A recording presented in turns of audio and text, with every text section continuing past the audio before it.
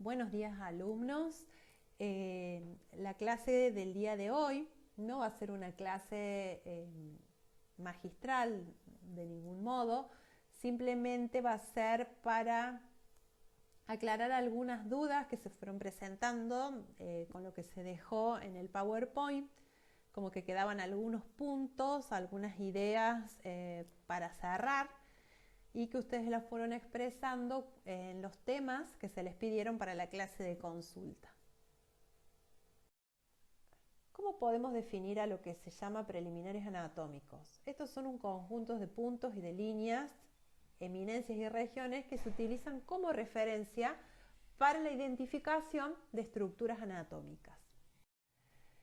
En esta imagen que ustedes pueden ver, que corresponde al manual ICSAC, ¿sí?, es donde tienen nombrados estos puntos socios que deberán saber. Algunos están en latín, otros están registrados, ¿sí? Los que tienen la R están registrados en esta denominación de este manual. Como les habíamos nombrado, el manual cuando se les subió, se les aclaró que lo que respecta a pliegues es lo único que no van a tener que estudiar, pero en lo que respecta a antropometría y a puntos socios, sí los tienen que saber, porque estas referencias anatómicas nos van a decir por qué segmentos debemos realizar diferentes mediciones.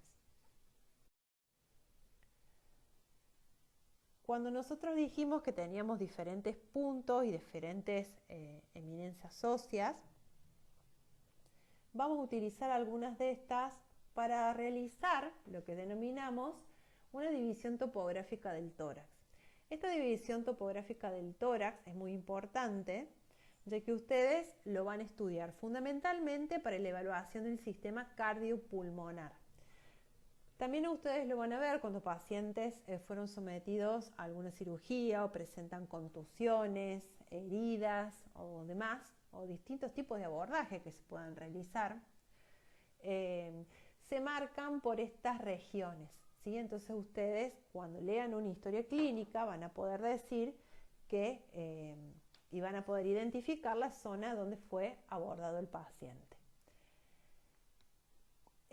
Con las dudas que yo fui recabando con respecto a las líneas, hay líneas pares y hay líneas impares, ¿sí? Efectivamente, como un alumno me preguntó, son impares porque no hay otra línea en esa vista que tenga el mismo nombre.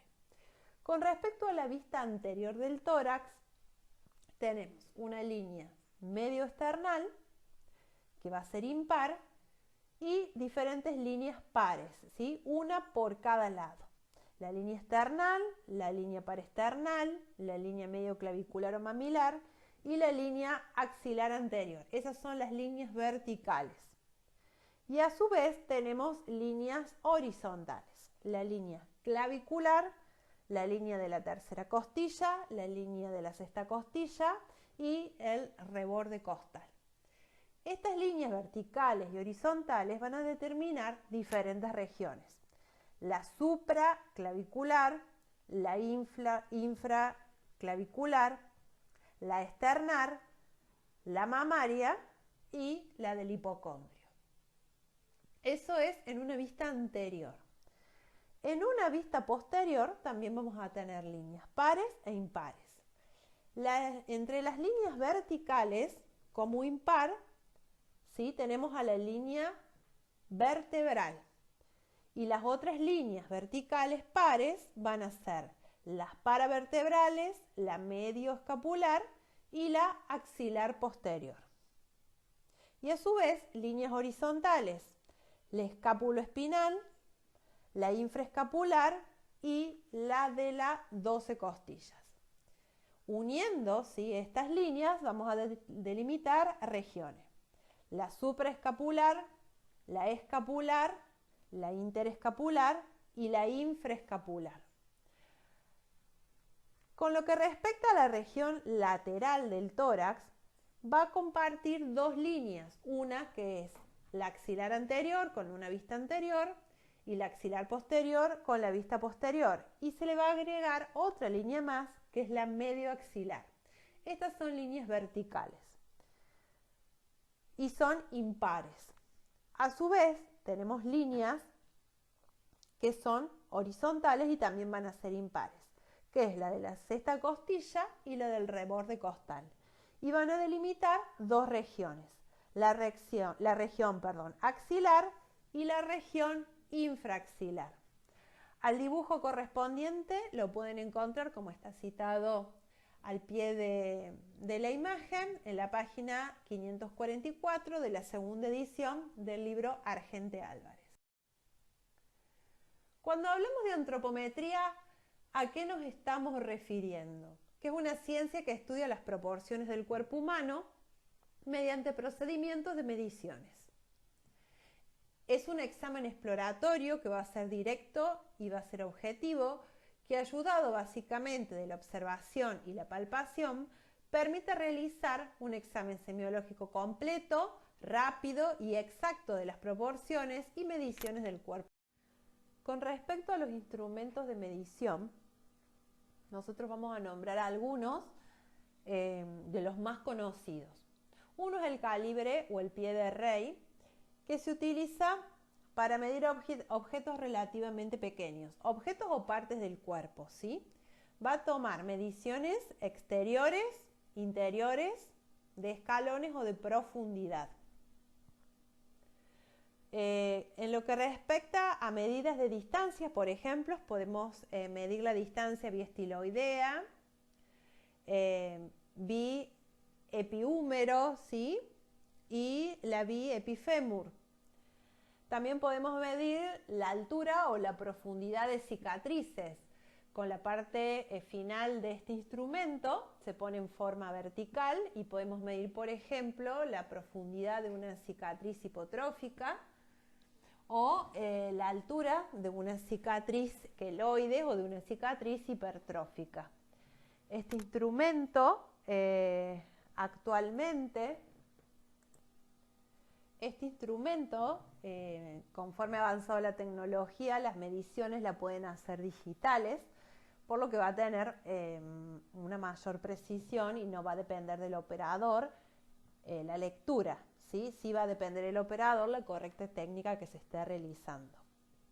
También tenemos lo que es un compás de espesor. Este compás de espesor se utiliza para medir el espesor de pliegues, fundamentalmente de lo que es tejido adiposo. Se utiliza para medir en diferentes puntos, en el bíceps, en el tríceps, en la región subescapular, en la región suprailíaca, en la abdominal, en el muslo y en las piernas. Mayormente se utiliza para esto. Hay diferentes modelos, como recién decíamos, que van a hacer la lectura más fácil y de mayor precisión. Tenemos la cinta métrica, que es con lo que más van a trabajar ustedes. Y con respecto a las cintas hay que tener diferentes consideraciones, ¿sí? Una es la cinta, la primera que figura a la izquierda, la amarilla, que es la cinta que utiliza mayormente un pintor, la que utiliza un albañil. Esta cinta tiene la característica de que es muy rígida, a su vez los bordes suelen ser filosos, tiene una inclinación, ¿sí? Hace como una forma de U bastante abierta, que a veces para medir lo que son perímetros es un poco dificultosa. En antropometría tenemos lo que son realmente las cintas para medir a los pacientes. Las características fundamentalmente que tiene es que es una cinta que es flexible, pero no es elástica, como por ejemplo si nosotros utilizáramos para medir 1 centímetro de costurera, la característica que tiene, que por la constitución del material, después de un tiempo, se va a estirar y ya no van a ser tan objetivas las mediciones que nosotros podamos realizar. Con respecto a estos dos modelos que les estoy presentando, tenemos el blanco que figura en el centro. Este es el más conocido y es el más económico.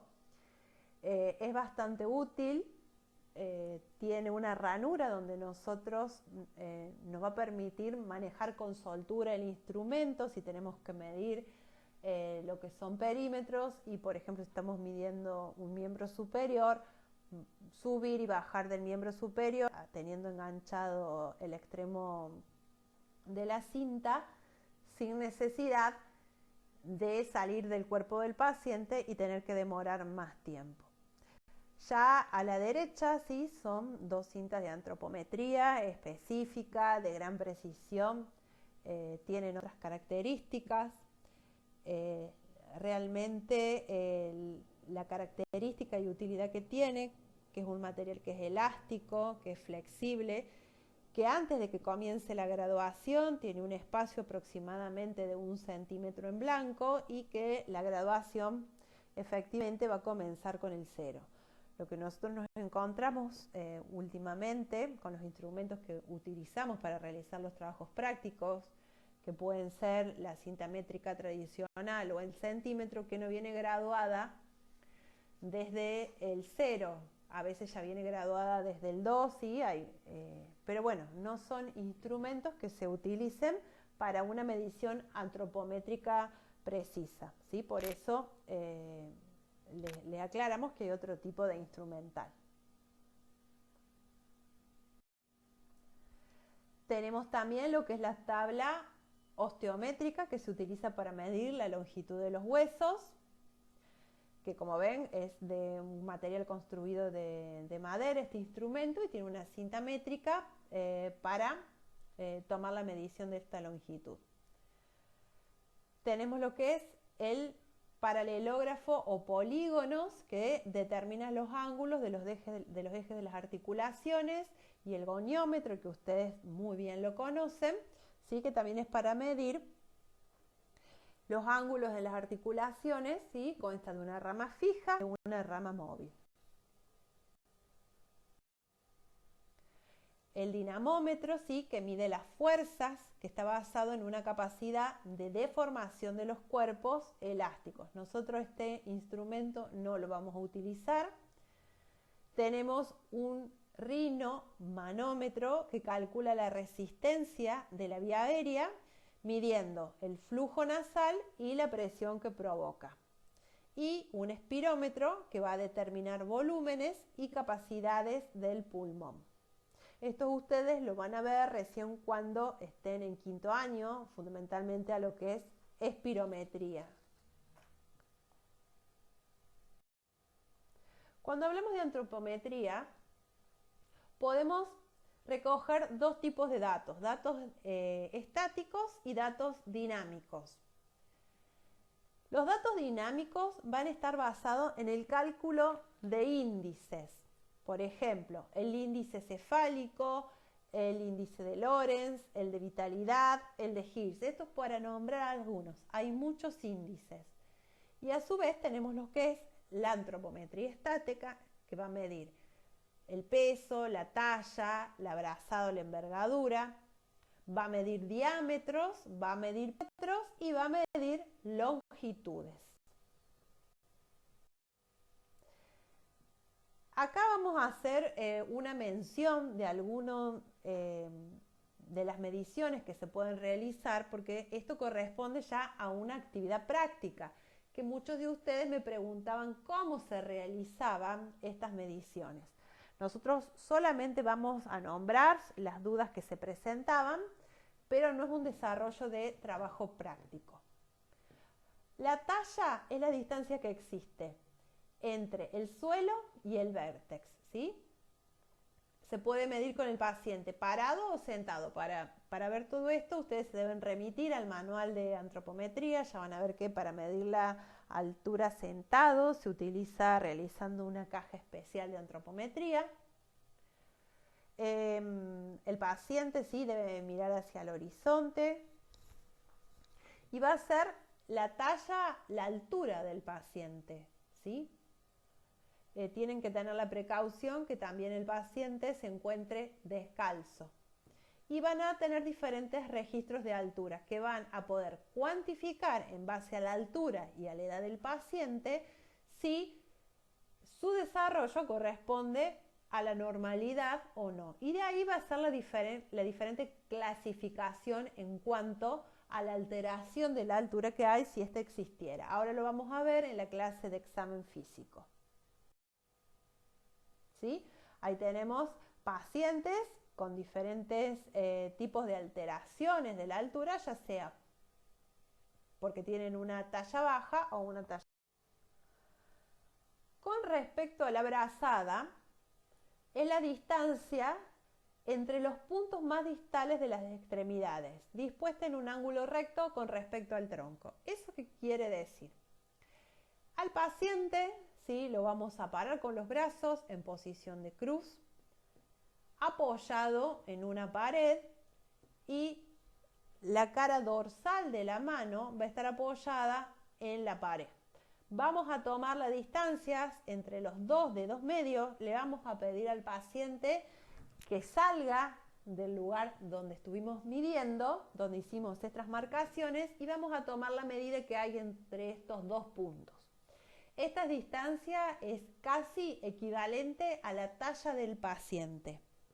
Es importante que se realice de esta forma la medición de la brazada, porque si ustedes lo hacen por delante del paciente, ¿sí?, apoyando la cinta métrica, de acuerdo a la contextura del paciente, va a dar diferentes tipos de alteraciones. Si es un paciente que tiene una alteración en su estructura torácica, o si es un paciente con desarrollo de mucha masa muscular o que tiene mamas muy grandes, va a estar modificada la medición. Entonces se debe realizar cuando el paciente se retiró de la pared o de la zona donde ustedes lo estén midiendo.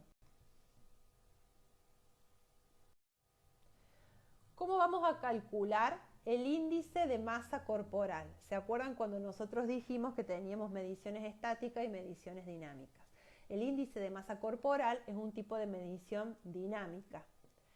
Este índice también es denominado índice de Quetelet y se calcula el peso del paciente en kilogramos sobre la talla en metros al cuadrado. Y esto nos va a decir el paciente, de acuerdo al resultado que obtengamos, si está con un peso bajo, con un normopeso, con un sobrepeso, con un grado de obesidad 1, 2 o 3, que es un estado de obesidad mórbida.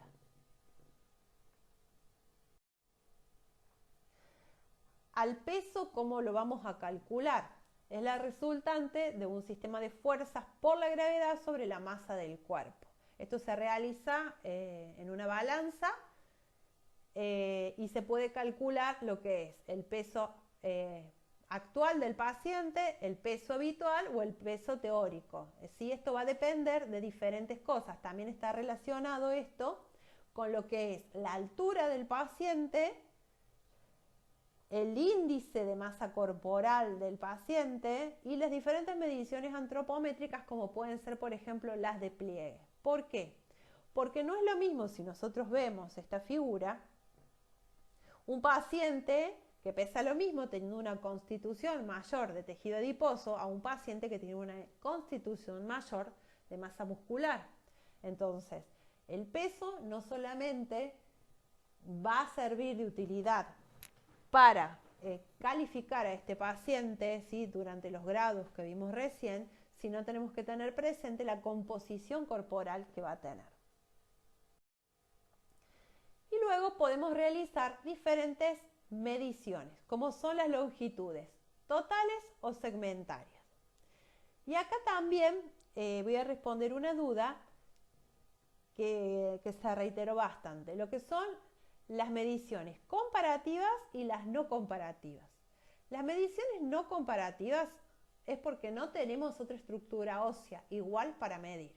Una es la altura de la cabeza, el esternón, la distancia cifo-umbilical, umbilico-pubiana, vértex pubis, pubis suelo, ¿sí? Y hay otras mediciones que son comparativas, como son la de los miembros superiores y la de los miembros inferiores. Y acá vamos a tener los que son las mediciones reales, totales, aparentes y las reales segmentarias.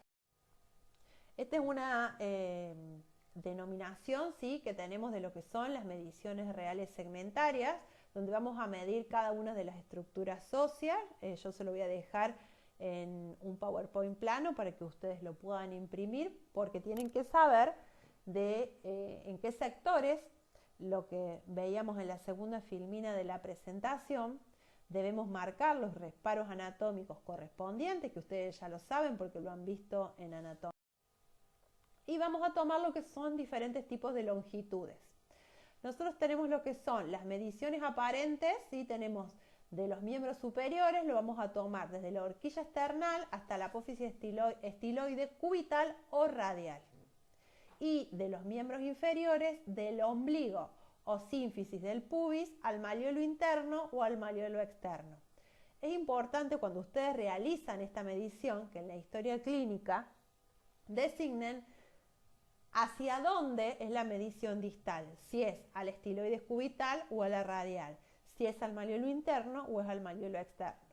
Y luego mediciones reales. Para miembro superior, desde el acromión hasta la hipófisis estiloide, cubital o radial, ahí repito la aclaración para la medición aparente.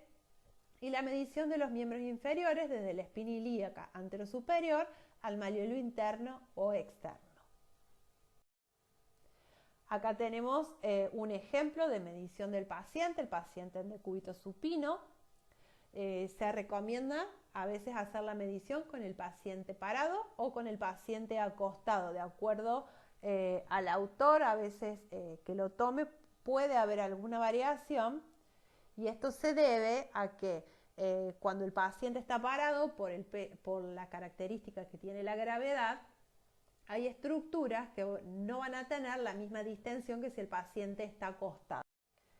Y las mediciones de los miembros inferiores, ¿sí? Una es la total y la otra es la real. Total aparente y total real. Y podemos medir diferentes perímetros, ¿sí? Vuelvo a lo que dije hace un rato. Hay perímetros que los podemos comparar, como el humeral o el braquial, el radiocubital, la mano, el fémur, el tibio peroneo o el pie. Y los no comparativos van a ser el cefálico, el torácico, el abdominal, cadera, glúteo y el cuello. Bueno, acá es lo que nombré recién, ¿sí? Se los dejo también para que lo puedan copiar. Y la antropometría dinámica. La antropometría dinámica, como les dije, son diferentes índices. También esta duda fue surgiendo. En lo que respecta a la cátedra de lo que es antropometría dinámica, vamos a tomar lo que es el índice de Hirsch. Lo que es el índice cefálico, el constitucional de Lorenz o el de Bornand, no lo vamos a realizar en lo que es la actividad práctica. Solamente vamos a remitirnos al índice de Hirsch. Tenemos lo que es el perímetro cefálico o craneal, que es el diámetro transversal por 100 sobre el diámetro longitudinal máximo. Esto es importante para determinar la medición de la estructura que va a tener ese cráneo y clasificarlo como mesencefalia, dolicocefalia o braquicefalia. Bien. Para realizar la medición del índice de Hirsch, ¿qué vamos a tomar? Vamos a tomar el apéndice cifoides y por debajo del borde distal vamos a colocar la cinta métrica que va a tener que estar paralela al suelo, ¿sí? El paciente debe estar parado con los brazos al costado del cuerpo y le pedimos que realice una inspiración máxima y luego una expiración máxima. Esa medición se hace en simultáneo, es como que el paciente inspira, nosotros corremos la cinta métrica, el paciente suelta el aire y volvemos a correr la cinta métrica. Realizamos la resta entre estas dos mediciones que nos puede dar para decir que un índice de Hirsch está dentro de la normalidad de 3 a 5 centímetros. Nos vamos a encontrar en pacientes jóvenes, en pacientes deportistas, que este índice de Hirsch puede ser superior a estos 5 centímetros y no quiere decir que sea algo patológico. Sí tenemos que tener en cuenta cuando es inferior a los 3 centímetros que se pueden deber a rigidez en el tórax, como puede ser un paciente mayor o un paciente con una patología pulmonar obstructiva. Se puede deber a pacientes con una cifoescoliosis, con un paciente cifótico. Este tórax va a ser más rígido y va a tener un índice de His que no va a estar dentro de los valores normales. Les reitero, esto lo vamos a ver cuando volvamos a las aulas, en la parte práctica. El índice constitucional de Lorenz no es un índice que nosotros lo vayamos a evaluar, se los dejo para los alumnos que presentaban la duda, y el índice de Bornard tampoco. Que tener presente cuando nosotros hablábamos de mediciones y controles en historia clínica, que incluía a lo que era medición de signos vitales e incluía algunas de estas mediciones. Una era el índice de masa corporal, otro era el índice de Hirsch, era la talla, brazada o envergadura. Tenemos que tener en cuenta que yo a ustedes les he dejado en el aula virtual un adelanto de la actividad práctica, que es la tabla de antropometría que vamos a utilizar este año, ¿sí? Ustedes tienen una historia clínica modelo, que es del Hospital Nacional de Clínicas, que si bien está un poco más desarrollada de lo que es el ARGENTE, los capítulos básicos y principales que nombre el ARGENTE están presentes en esta historia clínica, solamente que hemos agregado o hemos tomado este modelo ampliado para que le sea más fácil al alumno aprender a desarrollar una historia clínica. Con lo que respecta a las mediciones y controles, ahí van a tener que colocar algunas de lo que vimos en esta clase, y con lo que respecta a las mediciones de antropometría también. Ahora, ¿por qué les aclaro que les he subido esta tabla antropométrica? ¿Por qué? Porque ustedes no van a contar con todo el instrumental para poder realizar una medición antropométrica correcta. Entonces hemos dejado para realizar mediciones antropométricas lo que ustedes pueden realizar con una cinta de antropometría, o en su defecto con una cinta métrica, ¿sí? O con un centímetro si no lo tuvieran, por ejemplo, para medir el índice de Hirsch. Espero que les haya resultado de utilidad. Es solamente esto una aclaración de la clase de consulta. Tienen en el foro el espacio dispuesto para dejar todas las dudas que tengan y que puedan ser aclaradas. Muchas gracias.